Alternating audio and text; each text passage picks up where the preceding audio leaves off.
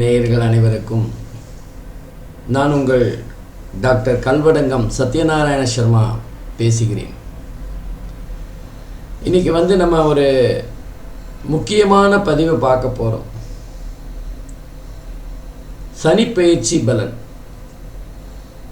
திருக்கணிதப்படி March மாதம் 29ஆம் தேதி அன்று சனிப்பெயர்ச்சி நடக்க உள்ளது. இந்த சனிப்பெயர்ச்சி எப்படிப்பட்ட பலன்களை 12 ராசிக்கும் தரப்போகிறது அப்படின்னு தான் பார்க்க போகிறோம். பொதுவாக சனினாலே எல்லாருக்கும் ஒரு பயம் இருக்குது. ஏன்னா சனி பகவான் நம்மக்கிட்ட இருக்கிற ஏதாவது ஒரு கெட்ட வழக்கத்தை நம்ம விரலை வச்சே நம்ம கண்ணை குத்துற மாதிரி நம்முடைய செயல்பாடுகளை மூலமாகவே சில சங்கடங்களை ஏற்படுத்தி சரி செய்யக்கூடியவர். அப்போ நமக்கு சில சோதனைகள் இருக்கத்தான் செய்யும். சனி பகவான் பெயர்ச்சி ஆகின்ற அந்த காலகட்டத்தில் கொஞ்சம் சோதனைகள் இருக்கும். நாம் பொதுவாக சனி பகவானிடம் சரணாகதி அடைந்தால் சனியோட பாதிப்பு கண்டிப்பாக இருக்காது. சனி பகவான் பொதுவாக நம்ம உதாரணத்துக்கு சொல்லணும்னா, ஒருத்தர் உடம்பு சரியில்லாமல் இருக்கார், அவருடைய வெல்விஷர் உறவினர் அவரை ஆஸ்பத்திரியில் கொண்டு அட்மிட் பண்ணுறாருன்னு வச்சுக்கோங்களேன். அவர் சிகிச்சை முடிஞ்சு வீட்டுக்கு வராருன்னா என்னை கொண்டு ஹாஸ்பிட்டலில் விட்டுட்டான்னு சொல்லக்கூடாது. நம்ம நம்மளோட உடல் நலம் நல்லபடியாக இருக்கணும் அப்படிங்கிறதுக்காக சிகிச்சைக்காக நம்மளை ஆஸ்பத்திரியில் கொண்டு சேர்த்தது தான் உண்மை. அது மாதிரி தான் சனி பகவான் நம்மளை நல்வழிப்படுத்துவதற்கு நமக்கு சில சோதனைகள், சில போதனைகள், சில வேதனைகள் தரக்கூடியவர் தான். அப்போது நம்ம சனி பகவான் நமக்கு கெடுதல் பண்ணிட்டாருன்னு சொல்கிறதுங்கிறது கொஞ்சம் லாஜிக்காக சரிப்பட்டு வராது. ஆகவே சனி பகவான் நம்மை நல்வழிப்படுத்துவதற்கு நீதி தேவன் போல சில முயற்சிகளை மேற்கொள்வார். அதுதான் நம்ம இந்த சனியோட சஞ்சாரம் சொல்லுகின்ற பலன். இந்த நேரத்தில் சில ராசிகளுக்கு சனி பகவானோட சஞ்சாரமானது கொஞ்சம் வேகமான முயற்சியாக இருக்கும். நம்ம சொன்னப்போ உடனே கேட்கலைன்னா நமக்கு கொஞ்சம் அதிரடியான முயற்சிகளை சனி பகவான் மேற்கொள்கிற மாதிரி. உதாரணமாக இப்போ சனி பகவான் 29 மார்ச் 2025 அன்று அதிகாலை இரவு மணி 9:43 கும்பராசியில் பூரட்டாதி 3வது பாதத்திலிருந்து பூரட்டாதி 4வது பாதமாக மீன ராசிக்கு சஞ்சாரம் செய்கிறார். அப்போது மீன ராசியை பொறுத்தவரை இது ஜென்ம சனியாக மாறுகிறது. கும்ப ராசியை பொறுத்தவரை பாத சனியாக மாறும். மேஷ ராசிக்கு விரய சனி. இது மூன்றும் 7.5 சனி பிடியில் இருக்கின்ற 3 ராசிகள். 3க்கு 7.5ன்னு சொல்லலாம். இதை தவிர தனுசு ராசிக்கு அர்த்தாஷ்டம சனியாக, அதாவது அஷ்டம சனியில் பாதி. அதே மாதிரி சிம்ம ராசிக்கு அஷ்டம சனியாகவும் கன்னி ராசிக்கு கண்ட சனியாகவும் இருந்து பலாபலன்களை தர இருக்கிறார். இப்போது அந்த விரய சனி, பாத சனி, ஜென்ம சனி, அர்த்தாஷ்டம சனி, அஷ்டம சனி, கண்ட சனி, இதுக்கெல்லாம் கொஞ்சம் சோதனைகள் அதிகமாக இருக்கும். இப்போ நமக்கு சாதாரண ஜுரமாக இருந்தால் நம்ம சின்ன மருந்து வீட்லேயே நம்ம போட்டுக்கிறோம். ஆனால் அதுவே நமக்கு தொடர்ந்து ஜுரம் அதிகமாக இருக்குது அப்படின்னா நம்ம ஆஸ்பத்திரிக்கு போய் சிகிச்சை எடுத்துக்கிறோம், அங்கே இன்ஜெக்ஷன் போட்டுக்கிறோம். அங்கே வேறு மாதிரியான சிகிச்சை முறைகள், கொஞ்சம் கடுமையான சிகிச்சை முறைகள் இருக்கும். அது மாதிரி தான் இந்த மாதிரி அந்த கண்ட சனி, அர்த்தாஷ்டம சனி, அஷ்டம சனி இவர்களுக்கெல்லாம் கொஞ்சம் கடுமையான சிகிச்சை அப்படின்னு தான் சொல்லணும். பகவானை பொறுத்தவரை இந்த முக்கியமான ராசிகளில் கொஞ்சம் சோதனைகளை அதிகமாக செய்து நமக்கு நல்வழிப்படுத்துகின்ற ஒரு முயற்சியில் இருப்பார். அதே நேரம் நமக்கு இந்த மகர ராசியை பொறுத்தவரை 7 சனி முடிய போகிறது. அவங்களுக்கு கொஞ்சம் சந்தோஷமான காலகட்டம் அப்படின்னு சொல்லலாம். இதுவரைக்கும் 2வது வீட்டில் கடைசி 7 சனி 2.5 வருடங்கள் இருந்து வந்த மகர ராசி அன்பர்கள் இப்போ 3வது வீட்டுக்கு சனி பகவான் பயிற்சியாக போகிறார். கும்பராசியிலேருந்து மீன ராசிக்கு போகும்போது மகரத்திலேருந்து அது 3வது வீடாக அமையும். பொதுவாக அந்த 3வது வீடு, 6வது வீடு, 10வது வீடு, 11வது வீடு ஆகிய இடங்கள் சனி பகவானுக்கு மிக மிக சிறப்பான இடங்கள். அந்த இடத்துல நல்ல பலன்களை சனி பகவான் தரக்கூடியவராக இருப்பார். பொதுவாக நம்ம அஷ்டம சனின்னு பார்த்தோம், அர்த்தாஷ்டம சனி பார்த்தோம், ஜென்ம சனி, 7 சனி, கண்ட சனி, இந்த மாதிரியான சனி பகவானுடைய சோதனை காலகட்டத்தில் யாருக்கெல்லாம் சனி திசை சனி புக்தி நடக்கிறதோ அவங்க கொஞ்சம் கவனமாக இருக்கணும். ஏன்னா அவங்களுடைய பூர்வ புண்ணியஸ்தானம் வேலை பண்ணாது அப்படின்னு சொல்லுவாங்க. இப்போ நமக்கு ஒரு கஷ்டம் வருதுன்னா நமக்கு ஹெல்ப் பண்ணுறதுக்கு 4 பேர் இருக்காங்க. நமக்கு ஏதாவது உதவிகள் செய்கிறதுக்கு சில பேர் இருப்பாங்க. ஆனால் இப்போ நம்ம பஸ்ஸில் போகும்போதோ அல்ல வெளியில் எங்கேயாவது போகும்போது நமக்கு ஏதாவது உடல் சார்ந்த பிரச்சனைகள் வருதுன்னா நமக்கு உதவி செய்யறதுக்கு கூட ஆள் இல்லை. தெரியாதவங்க சில பேர் செய்யலாம்.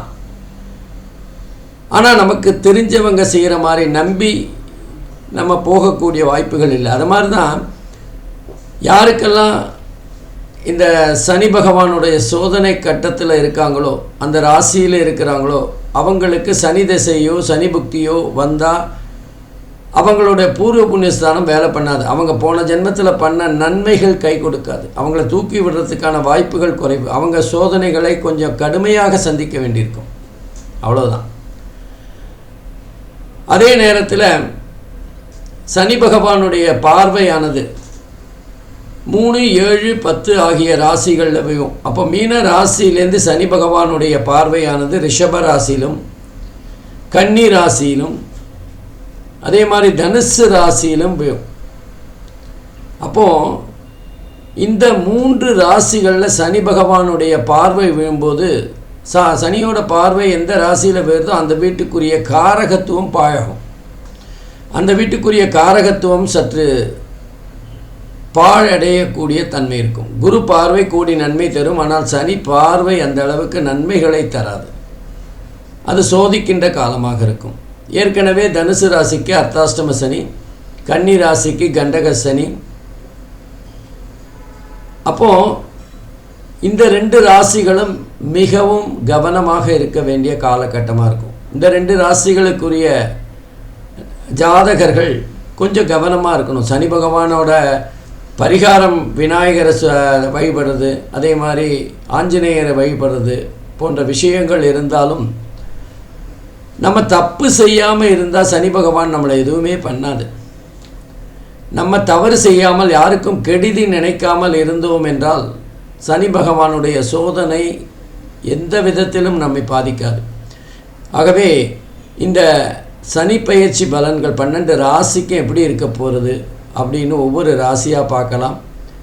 நம்ம தொடர்ந்து இந்த வருடம் சனி பயிற்சி பலன்களை பார்க்குறப்போ சனி பயிற்சி பலனானது பொதுவாக 2.5 வருஷங்கள் ஒரு ராசியில் சஞ்சாரம் செய்யும்.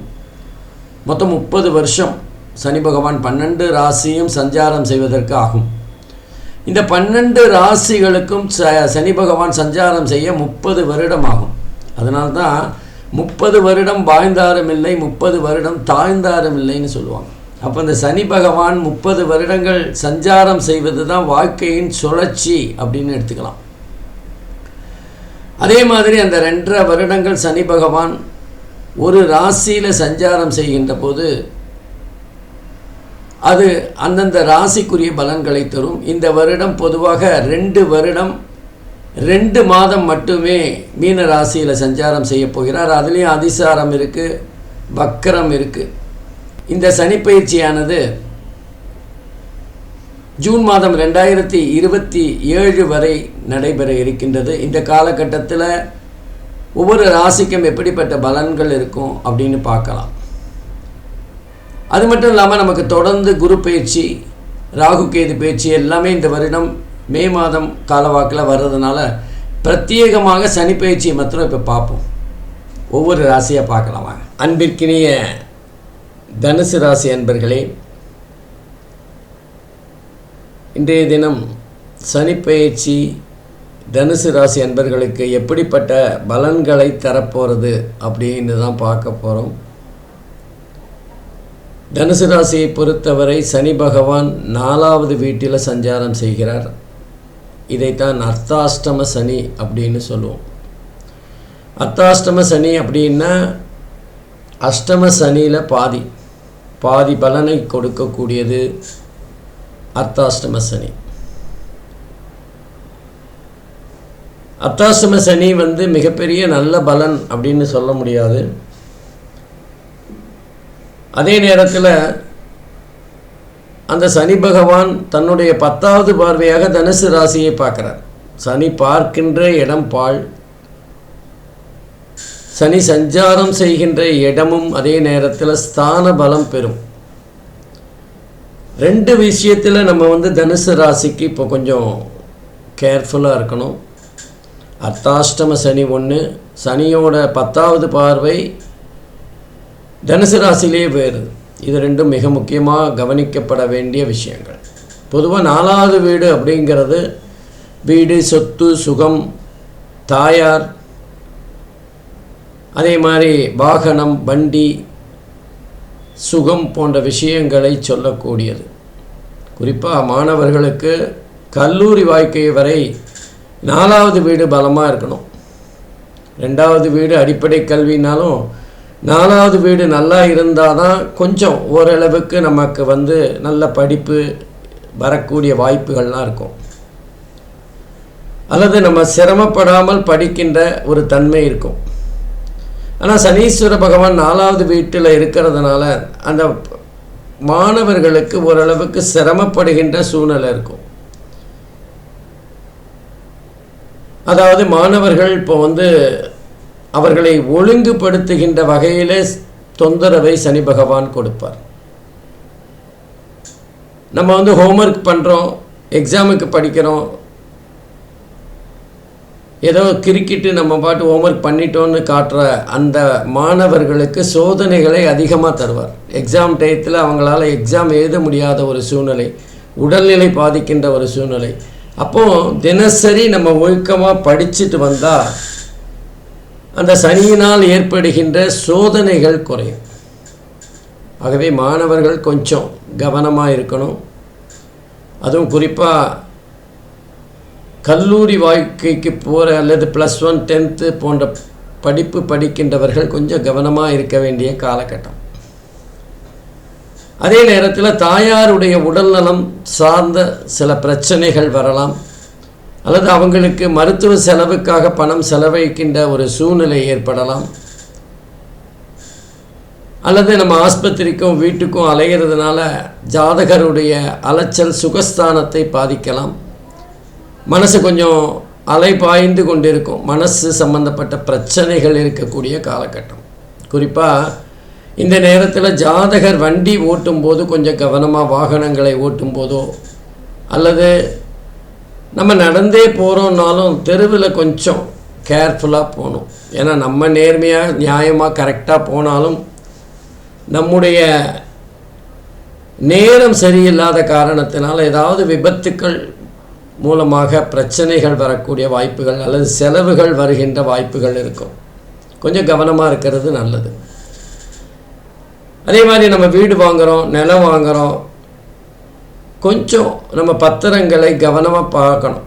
பத்திரங்களில் ஏதாவது வில்லங்க இருக்கா, அல்லது அந்த வீடு சம்பந்தப்பட்ட வாஸ்து ஏதாவது சரியாக இருக்கா, அந்த வீடு எல்லா வகையிலுமே நமக்கு சரிப்பட்டு வருமா போன்ற விஷயங்களை கொஞ்சம் ஆராய்ந்து கொஞ்சம் நிதானமாக விஷயங்களை நம்ம புரிஞ்சுட்டு அதுக்கப்புறம் வாங்கணும். சும்மா பணம் இருக்குது எடுத்தோம் கவுத்தோம் அல்லது சீப்பாக வந்ததுன்னு நம்ம ரொம்ப வேகமாக வாங்கக்கூடாது. குறிப்பாக இந்த காலகட்டத்தில் ஜாதகர் எந்த வகையிலையுமே இரண்டாவது வாகனம், ரெண்டாவதாக வர்ற வாகனம், அதாவது முதல் ஓனர்னு சொல்லுவோம், ரெண்டாவது ஓனராக வருகின்ற வாகனத்தை வாங்கும்போது மிகுந்த கவனம் தேவை. அந்த வாகனம் ஏற்கனவே ஏதாவது விபத்து சம்பந்தமான பிரச்சனைகளில் இருக்கா அப்படிங்கிறத பார்க்கணும். அடுத்தது ஆரோக்கியம் சம்பந்தமான சில குளறுபடிகள் வரலாம். இருதயம், நுரையீரல், மார்பு சம்பந்தமான பிரச்சனைகள் வரக்கூடிய வாய்ப்புகள் இருக்குது. தோள்பட்டை சம்பந்தமான பிரச்சனைகள் வரக்கூடிய வாய்ப்புகள் இருக்குது. சில பேர் இருப்பிடம், அவங்க வசிக்கிற இடத்துலேருந்து மாறுபட்டு வேறு ஒரு இடத்துக்கு செல்லுகின்ற ஒரு சூழ்நிலை ஏற்படும். பொதுவாக இந்த தனுசு ராசிக்காரர்களுக்கு நம்ம சோதனைகள் கொஞ்சம் அதிகமாக இருக்கும்னு சொன்னோம். காரணம் அவங்களுக்கு 10வது பார்வையாக சனி பகவான் பார்க்கறது மாத்திரம் இல்லாமல் அர்த்தாஷ்டம சனியும் நடக்கிறது. 2 விஷயங்கள். அப்போது அவங்க செயல்பாடு கொஞ்சம் கவனமாக இருக்கணும். நல்ல வேளை அவங்களுக்கு குரு 7வது வீட்டில் வர்றதுனால பெரிய பண கஷ்டமெல்லாம் வருவதற்கு வாய்ப்பு இல்லை. உடல் ரீதியான பிரச்சனைகள், அவசரப்பட்டு எடுக்கிற முடிவுகள் பிரச்சனையாக மாறுகின்ற ஒரு தன்மை, இதெல்லாம் வரக்கூடிய வாய்ப்புகள் இருக்குது. கொஞ்சம் கவனமாக முடிவெடுக்கிறதுக்கு முன்னாடி யோசிக்கணும். நம்ம முடிவெடுத்த பிறகு யோசிக்கிறத விட நம்ம முடிவெடுக்கிறதுக்கு முன்னாடி கொஞ்சம் யோசிக்கிறது சிறப்பாக இருக்கும். நம்ம இந்த நேரத்தில் 2 ப்ராப்ளம் இருக்கிறதுனால நம்ம கவனமாக இருந்தால் நம்முடைய பிரச்சனைகளோட அளவை குறைக்கலாம். அவ்வளோதான்.